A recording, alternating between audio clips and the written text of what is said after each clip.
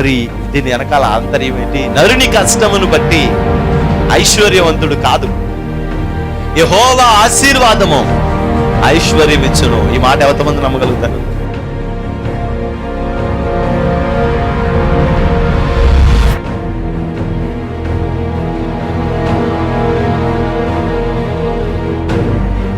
ఆ రక్షణను మనం చూడాలి, అనేక ఆత్మల రక్షణను మనం చూడాలి.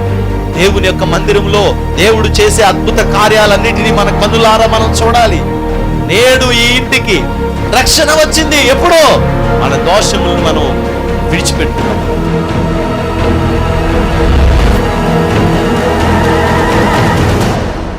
నీ పాపములు శారీరకంగా మరలా చేయకుండా సిద్ధపడి, నువ్వు ఇదిగో నా పాపాన్ని నేను వదిలిపెట్టేశాను, ఇదిగో నేను స్తుతిస్తున్నాను, నేను తప్పు చేశాను ప్రభా అని నువ్వు ఎప్పుడైతే వదిలేసి దేవుని దగ్గర ప్రార్థన చేయడం మొదలుపెడతావో, పరిశుద్ధాత్మ అగ్ని వచ్చి నిన్ను తాకి శుద్ధి చేసి ఈ పాపములో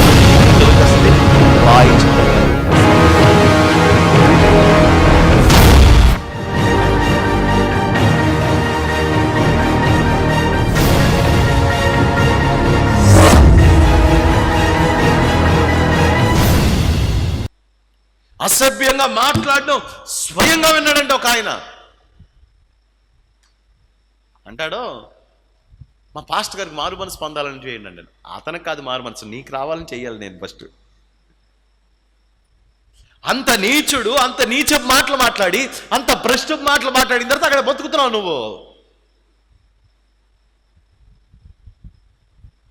అపోస్తులు కాకయే అపోస్తులు అని చెప్పుకునేవాళ్ళు. దేవుని సేవ పిలుపు లేదు, పరిచర్య పిలుపు లేదు, దేవుని కొరకు సమర్పణ లేదు, దేవుని కొరకు త్యాగం చేసింది ఏమీ లేదు జీవితంలో. దేవుని కోసం బ్రతికే బ్రతుకు లేని వాళ్ళని నువ్వేం చేసావు? కనుగొని, వారు అబద్ధికులని నీవు కనుగొని ఉన్నావనియు, నీవు సహనము కలిగి నా నామం నిమిత్తం భారం భరించి అలయలేదనియు నేను ఎరుగుతున్నాను. సహించావు నువ్వు నా కోసం. అలాంటి వాళ్ళు వస్తే కనుక అలాంటి వాళ్ళని ఆ పర్వాలేదులే అనుకున్న భక్తి కాదు నీది. ఏయో యాశాలు అయితే ఆ యాశాలు చూసి అబ్బో ఇది కూడా దేవుడి భక్తి అనుకునే టైపు కాదు నీది. ముసుకేయాలంటే యేసునామములో వేయాల్సిందే. స్తోత్రం, హల్లెలూయా. అలాంటి భక్తి కాదు నీది.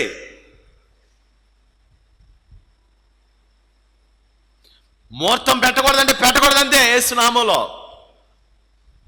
ఈరోజు అమావాస్య కదండి, పెడితే బాగుంటుందేమో అండి అంటే, డే నర్భయ్ నేను యేసు ప్రభు నమ్ముకున్నాను, అలాంటివి నాకు అక్కర్లా.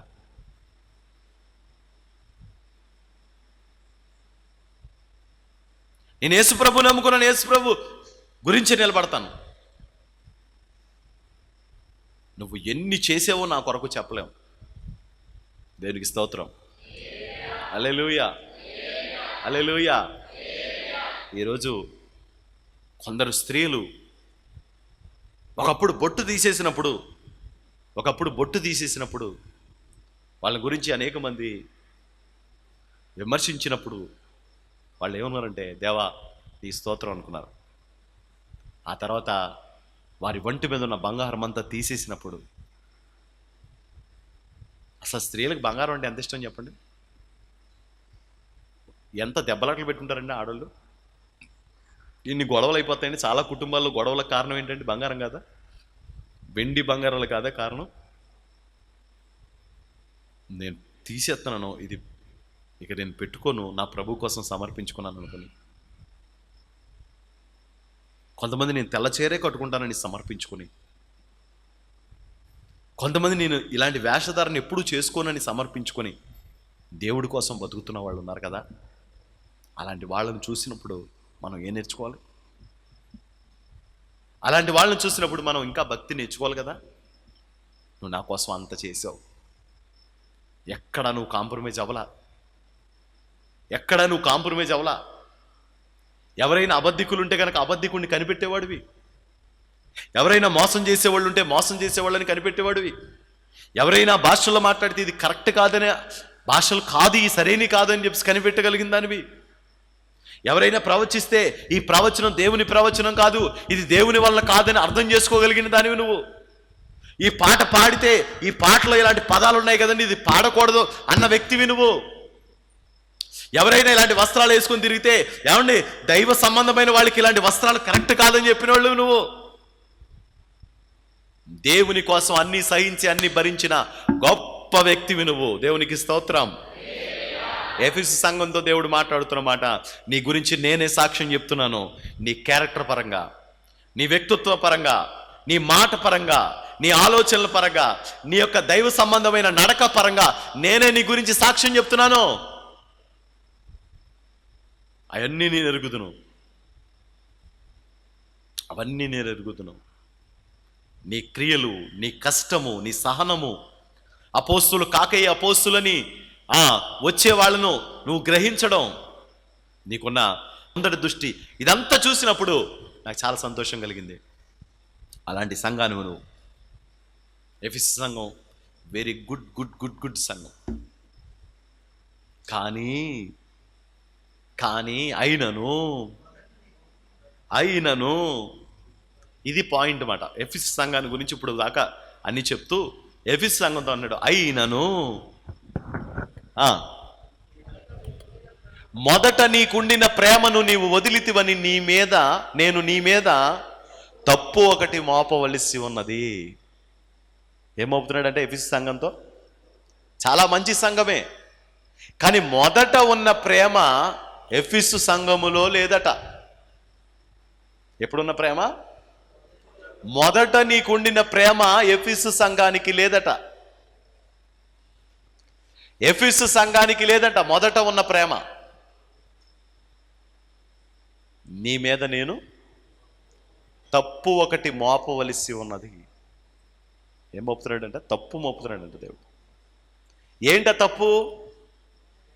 మొదటి ప్రేమను వదిలితివి. కొరింథీ పత్రిక 14వ అధ్యాయం చూడండి ఒకసారి. కొరింథీ పత్రిక 14వ అధ్యాయం మొదటి వచనం నుంచి కొన్ని వచనాలు చదవండి. ఏం కలిగి ఉండుటకు? ప్రేమ కలిగి ఉండుటకు ప్రయాసపడుడి. ప్రేమ కలిగి ఉండుటకు ప్రయాసపడుడి. ఎందుకు ప్రయాసపడాలని 13వ అధ్యాయం చెప్తున్నాడు. అది చదవండి. మొదటి అధ్యాయం.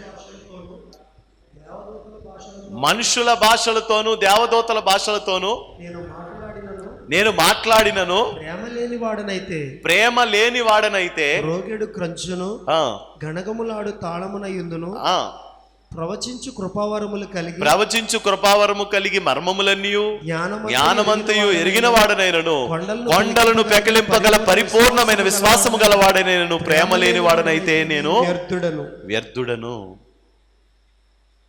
ప్రేమ లేకపోతే నువ్వు ఏం చేసినావు వృధా అంట. మొదట ఉండిన ప్రేమ. ఏ ప్రేమ? మొదట నీకుండిన ప్రేమ. మొదట ఉన్నట్టు ఇప్పుడు లేవు అంటాం. మొదట ఉన్నట్టు ఇప్పుడు లేవు. మొదట మాట్లాడినట్టు ఇప్పుడు మాట్లాడట్లా. మొదట ప్రవర్తించినట్టు ఇప్పుడు ప్రవర్తించట్లా. మొదటండి ఆల్ నైట్ ప్రేయర్ ఏంటండి, ఎంత భారంతో ఏడ్చి ప్రార్థన చేసేవాళ్ళు కొంతమంది నాకు ఇప్పుడు కనపడరు. నాకు విచిత్రంగా అనిపిస్తూ ఉంటుంది. కారణం ఏంటి? నిన్ను ప్రేమ నడిపించలేదా? నీ కష్టం నడిపించిందా? దేవుని సన్నిధికి వెళ్ళిపోవాలి, ప్రార్థన చేసుకోవాలి. ఈరోజు సంపూర్ణ రాత్రి ప్రార్థనలో దేవుని యొక్క ముఖ దర్శనాన్ని చూడాలి అనుకునే భారం కలిగిన ఆ రోజుల నుంచి ఇంటికాడ లైవ్ వస్తుంది చూద్దాం అనుకునే రోజుల్లోకి వచ్చేస్తూ ఉంటాం. ఒకసారి మనం బాగోకో మరొక సమస్య నేనేం దాని గురించి నేను మాట్లాడట్లా. కానీ ఎంత కాలం అవుతున్నా వీలుండి నాకు తెలిసి వీలు లేక రాని వాళ్ళు గురించి పక్కన పెడితే, వీలుండి రాని వాళ్ళు ఎంతమంది ఉంటారంటారు ఈరోజు? ఆదివారం ఎంతమంది ఉంటాం? ఈరోజు ఎంతమంది ఉంటాం మనం?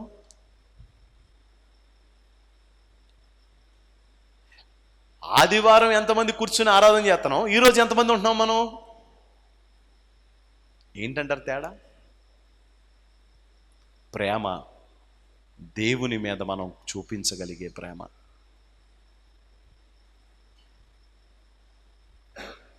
దేవుని మీద చూపించగలిగే ప్రేమ. ఇష్టం ఉందనుకోండి, ఏది కష్టం కాదు. జున్నూరు మీటింగ్స్ జరుగుతున్నాయి. లాస్ట్ ఇయర్ మీటింగ్స్కి ముందు ఒక అమ్మాయి నెలలు నిండిపోయినాయండి. మీటింగ్స్ ముందు నెలలు నిండిపోయినాయి. ఆ గురువారం ముందు గురువారం నేను వెళ్ళాను జున్నూరు. వెళ్తే ఆ అమ్మాయి నా దగ్గరికి వచ్చి ప్రార్థన చేయించుకుంటుంది. ఏమనంటే, అన్నయ్య రేపు ఎల్లుండ డేట్ ఇచ్చారు అన్నయ్య, ప్రార్థన చెయ్యి అన్నయ్య, మీటింగ్లు అయ్యేదాకా పురుడు రాకూడదని అంటుంది. నాకు ఆ పిల్లని చూసి ఏమన్నాలో అర్థం కాలేదు. మనోళ్ళండి ఏమ్మా 9 నెలలు జ్వరపడి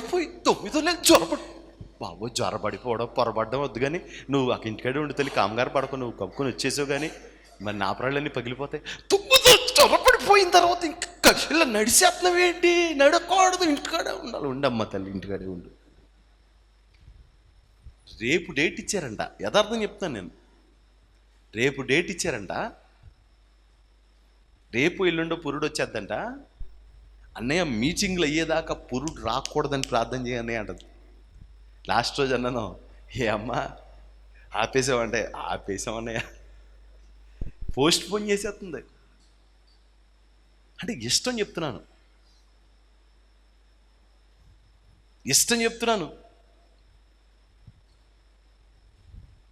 అభిషేక ఆరాధన పెండల్లో చంటి పిల్లల తల్లులు పిల్లల్ని వేసుకుని ఆరాధన చేస్తుంటే, నేను వీడియోస్లో చూస్తుంటే, ఏసు నాయన, ఏ నాయన ఇది, చంటి పిల్లలు వేసుకుని ఇలా పట్టుకుని దేవా స్తోత్రం నాయన అని ఆరాధన చేస్తుంటే, పక్కన నుంచి ఏమంటారంటే, నీకు బుద్ధి జ్ఞానం లేదా, సాక్సులు వేసుకోవాలి, బూట్లు వేసుకోవాలని చెప్పేవాళ్ళు కూడా ఉంటారు. దేవునికి మహిమ కలుగును గాక. దేవుడు అంటే ఇష్టం ఉన్నప్పుడు ఏదైనా ఏమనిపించదు? ఆవకాయ పచ్చడి వేసుకుని తిన్నా కష్టం అనిపించదు. ఏమా గింజ వేసుకుని తిన్నా కష్టం అనిపించదా? దేవుని స్తోత్రం. ఎందుకు అనిపిస్తుంది కష్టం అని? ఇష్టం అండి. నడిచి వెళ్ళేవాడినండి సువార్తకు ఒకసారి. ఇష్టం కాబట్టి బెక్కి ఇంటికి వచ్చి ఏడ్చేవాడిని కాదు. అవ్వా నీ కోసం నడిచి వెళ్ళింది ఆయన. ఎప్పటికీ అనుకుంటా ఉంటాను నేను, ప్రభా నీ కోసం ఇలా చేయగలిగాను ప్రభా. ఇష్టం ఏమనిపిస్తుంది? కష్టం అనిపించదు. మొన్న ఒక ఆమె అంటుంది, అమ్మ ఇదివరకు మీరు మన మందిరానికి వచ్చేవారు కదమ్మా, రావట్లేదు ఏంటంటే, ఆటో వాళ్ళు 20 రూపాయలు అడుగుతున్నారండి అంటుంది. ఎంత అడుగుతున్నారంట? ఆటో వాళ్ళు 20 అడిగేస్తున్నారంట. ఆవిడ ఎంత దూరం నుంచి వస్తుందంటే, ఇక్కడే మనకెళ్ళి కాలనీ దగ్గర నడుచుకుని వచ్చేసి ఇది ఒక ఆవిడ. ఇప్పుడు ఆటో ఎక్కుతుంటే ఏమంటుంది ఆవిడ చెప్పే సాకు ఏంటండి? ఆటో అతను 20 రూపాయలు అడుగుతున్నాడండి, వెళ్ళేటప్పుడు ఒక 20, వచ్చేటప్పుడు 20 ఖర్చు పెట్టలేకపోతానండి అంటుంది ఆవిడ. అందుకే పక్కనే ఇళ్ళకి పందిరేసినట్టుగా పక్కనే ఒకళ్ళు అలుగుతున్నారండి, హాలికే చోట కూర్చుంటానండి. ఒకప్పుడు కన్నీరు కాల్చి ప్రార్థన చేసే పరిస్థితి, కష్టం దిగి ఇప్పుడు కష్టమైపోతుందంట. ఎంతో దూరం నుంచి, ఎంతో దూరం నరసాప నుంచి దేవుని పిల్లలు నడుచుకునిచ్చో రైల్వే స్టేషన్ దాకా నడుచుకెళ్ళి పాటలు పాడుకుని రైలు ఎక్కి అక్కడి నుంచి మళ్ళీ రైల్వే స్టేషన్ నుంచి మందిరానికి నడిచి వచ్చేవారండి. ఇంకండి ఆ రోజు 4 రూపాయల టికెట్. నడుచుకుని ఎక్కేవారు. ఏంటి ఇదంతా? ఇష్టం. ఇష్టం అండి, దేవుని మీద ఇష్టం, దేవుని మీద ఇష్టం అండి. ఎందుకు నువ్వు ఇంత ప్రయాసపడుతున్నావు దేవుడి కోసం? ఎందుకు ఇంత ప్రయాసపడుతున్నావు దేవుడి కోసం? దేవుడు అంటే ఇష్టం. దేవుని సన్నిధి అంటే ఇష్టం. ఎన్ని కష్టాలు వచ్చినా, ఎన్ని శ్రమలు వచ్చినా దేవుణ్ణి విడిచిపెట్టకుండా ఉంటున్న వాళ్ళు కొందరైతే, కొంతమంది వారి మొదటి ప్రేమను వదిలిపెట్టారంట. మొదట చేసినట్టు ప్రార్థన లేదు, మొదట ఇదే స్థలంలో ఆరాధన చేసి గుండెలు బాదుకునే వాళ్ళు ఈరోజు అలా ఆరాధన చేస్తున్నప్పుడు నిద్రపోయే వాళ్ళు కూడా నాకు తెలుసు. ఒకప్పుడు దేవుడు మాట్లాడుతుంటే గుండెలు పగిలిపోయి ఏడ్చిన వాళ్ళు నాకు తెలుసు. ఈరోజు నా కోసం మాట్లాడుతున్నాడా, ఎందుకు వచ్చిన మాటలు ఇవి, తనకి ఇష్టం వచ్చినట్టు ఏదో చెప్పుకోవచ్చు కదా, మాకెందుకు, మాకు తెలియని వాక్యాలు అనుకునే వాళ్ళు కూడా లేకపోలేదు. కారణం ఏంటంటే మార్పు అనేది ఎక్కడొచ్చిందంటే ప్రేమించే విషయంలో మార్పు వచ్చింది.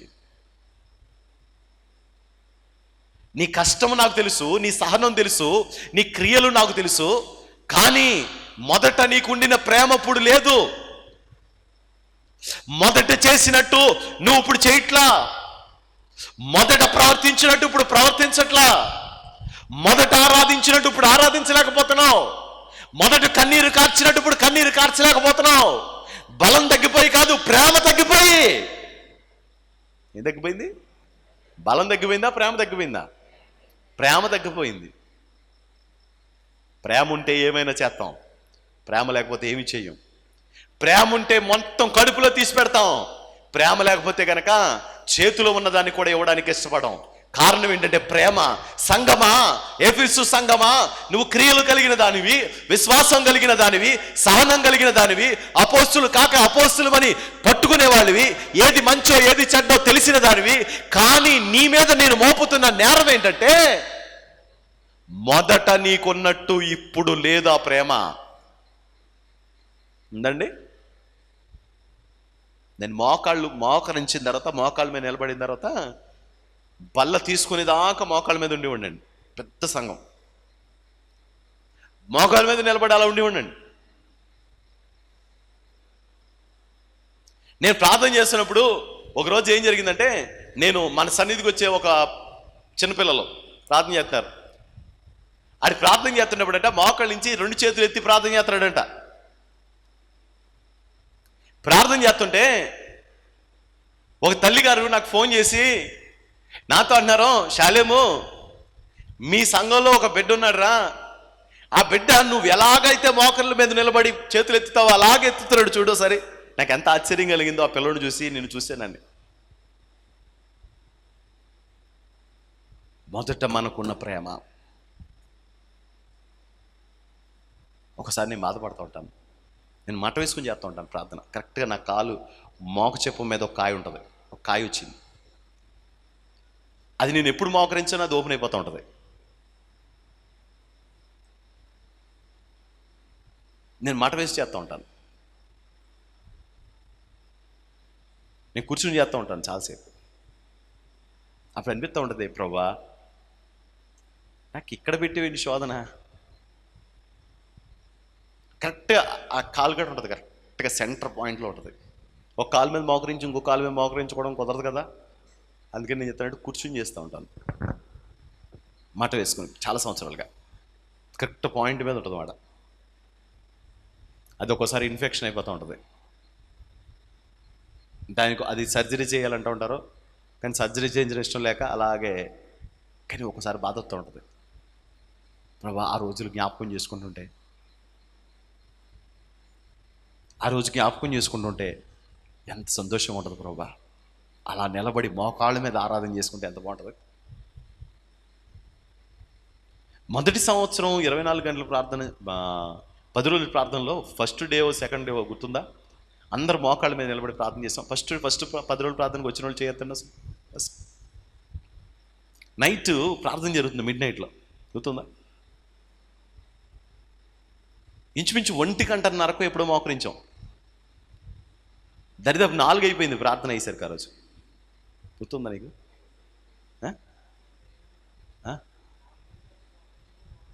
అందరూ. నేను మోకాళ్ళ మీద అలాగే నిలబడి ఉన్నాను. తర్వాత కళ్ళు తెరిచి చూస్తే చిన్న చిన్న పిల్లలు, మన పిల్లలు చాలామంది, సందీపు వీళ్ళందరూ చిన్న పిల్లలు. అసలు ఎవడు మోకాళ్ళు మించి దిగలేదండి. అలాగా నిలువు కాళ్ళు అయిపోయారు అందరూ. ఒక దేవుని వర్షంలోకి వెళ్ళిపోతే ఎలాంటి స్పిరిట్లో మూవ్ అవుతారో మొత్తం అందరూ పిల్లలు, ఆ చిన్న పిల్లలు. వాళ్ళు గుర్తులేదు కానీ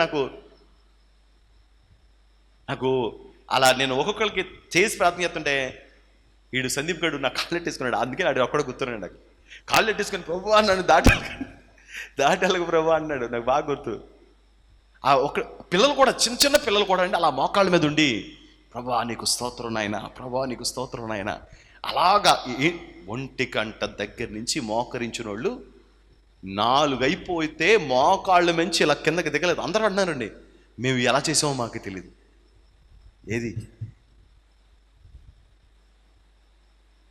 ఏది 10 రోజులు ప్రార్థన జరుగుతుంటే నేను పడుకుంటూ పోండి, ఒక స్టెప్ కొంతమంది ఒక టైంలో పడుకుందాం, కొంతమంది ఇంకో టైంలో పడుకుందాం, కొంతమంది ఇంకో టైంలో పడుకుందాం, ప్రార్థన చేస్తా ఉందాం అంటే ఒక్కళ్ళు కూడా పడుకోకుండా రాత్రులు అందరూ మోకరితే తెల్లవారిపోతుండే కళ్ళ ముందు అందరూ మిడిగుడ్లు వేసుకొని దేవుని సన్నిధిలో ప్రార్థన చేసిన దినాలు మనకు తెలీదా?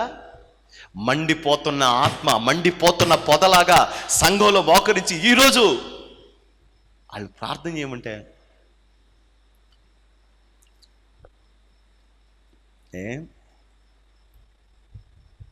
అంటే వయసు అయిపోతుందా మీకేనా? మాకేమి వయసు అవ్వట్లేదా?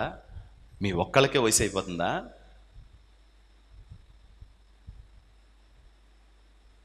దేవుడు అంటున్నాడు, దేవుడికి ఏమక్కర్లా, మొదటి ప్రేమ ఏది? వాక్యం చెప్తుంటే 2:30 కూడా టైములు చూసుకోకుండా వాక్యం వినేవాళ్ళండి. ఈరోజు షుగర్లు పొగర్లు వచ్చేస్తానే అంటున్నారండి. మార్చేసుకోవాల్సి వస్తుంది వీళ్ళ కోసం డైవర్ట్. అన్నయ్య వాక్యం చెప్తున్నప్పుడు అన్నయ్య కొంచెం షుగర్ డౌన్ అవుతున్నట్టు అనిపిస్తుంది అన్నయ్య, ఒక అరగంట ముందు ముగించేస్తే బాగుంటుంది కదా అన్నయ్య అంటే వాళ్ళ కోసం 2:30 అయినా కానీ అన్నయ్య ఈరోజు పరిశుద్ధాత్మదేవుడు మాతో మాట్లాడాడని ఎవరికి వాళ్ళు ఎలక్ట్ అయిపోయిన రోజులు. ఎక్కడ తేడా వచ్చింది? కలిసి పాడైపోయిన వాళ్ళతో కలిసి మనం కూడా పాడైపోతున్నాం ఏంటి? ఆత్మలో చచ్చిపోయిన వాళ్ళు ఉన్నారు కొంతమంది, ఆ దౌర్భాగ్యులతో పాటు మనం చచ్చిపోతున్నాం ఏంటి? విశ్వాస సహితమైన అనుభవాలు లేకుండా ఓ దౌర్భాగ్యమైన బతుకుతున్న వాళ్ళు ఎప్పటి నుంచో ఉన్నారో వాళ్ళతో పాటు మన బతుకులు కూడా అలా తగలడిపోతున్నాయి ఏంటి? ఎఫెసు సంఘమా, నీ క్రియలు నాకు తెలుసు, నీ సహనం నాకు తెలుసు, నీ కష్టం నాకు తెలుసు, నువ్వు నా కోసం ఎన్ని అవమానాలు పడ్డావో తెలుసు, నా కోసం ఎన్నెన్ని భరించావో, ఎన్నెన్ని సహించావో, ఎన్నెన్ని ఓర్చుకున్నావో నాకు తెలుసు. అయితే మొదట నీకుండిన ప్రేమ ఏది?